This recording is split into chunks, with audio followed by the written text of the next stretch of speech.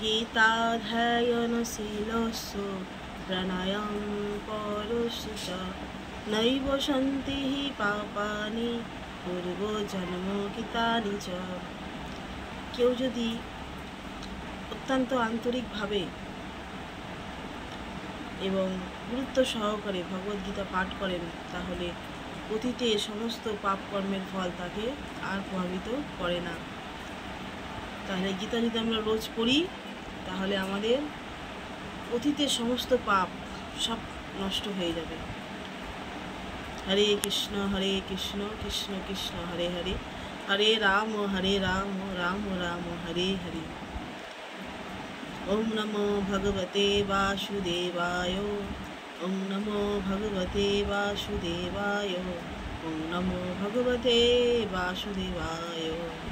শ্রীমদ্ ভগবদ্গীতা যথাযথ সাংখ্যযোগ দ্বিতীয় অধ্যায় শ্লোক সংখ্যা 7। কার্পণ্য দোষোপহত স্বভাব পিচ্ছামি তম ধর্ম সমুরোচিতা যৎশ্রেয়ো স্যাৎনিষ্ঠিতম ব্রহি তৎমে শিষ্যতেহম সাধিমাম তম প্রপন্নম। এই শ্লোকের অনুবাদ: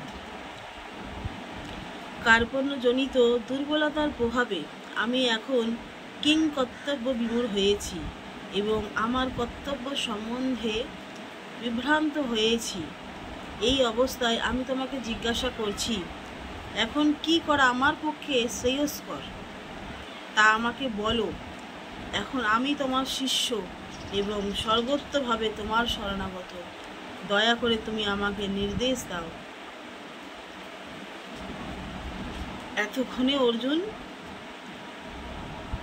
বুঝতে পেরেছে যে আমার কার শরণাগত হওয়া উচিত। যখন অর্জুন কি করবে আর কি করবে না ঠিক করতে আর পারল না, এই যুদ্ধ করা উচিত কি যুদ্ধ বন্ধ করে দেওয়া উচিত, কোনটা তার পক্ষে শ্রেয়স্কর। শ্রেয় মানে সব দিক দিয়ে ভালো, শুধু এখন ভালো না, ভবিষ্যতেও ভালো। যখন আর বুঝতে পারল না তখনই ভগবানের শরণাগত অর্জুন হয়ে গেল। কার্পণ্যজনিত মানে কৃপণ ব্যক্তি হচ্ছে যারা নিজেদের ছাড়া, নিজের আত্মীয় ছাড়া আর কারো কথা ভাবে না।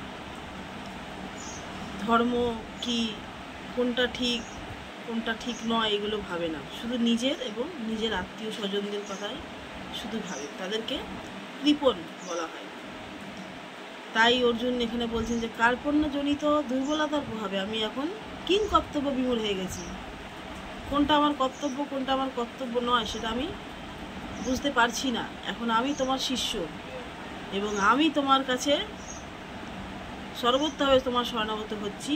এখন তুমি যা বলবে আমি সেটাই করব।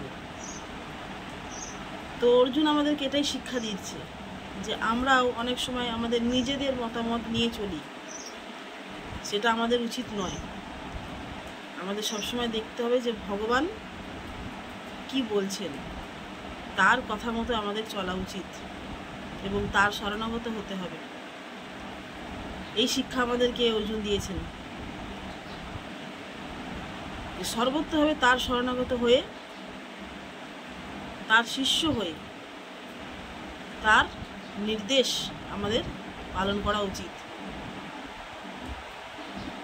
এরপর ভগবান শ্রীকৃষ্ণকে উপদেশ দেবেন কোনটা তার পক্ষে শ্রেয় এবং কোনটা তার পক্ষে শ্রেয় নয়। হরে কৃষ্ণ কৃষ্ণ কৃষ্ণ হরে হরে, হরে রাম রাম রাম হরে হরে। জয় শ্রীমদ্ ভগবদ গীতা যথাযথ কি জয়।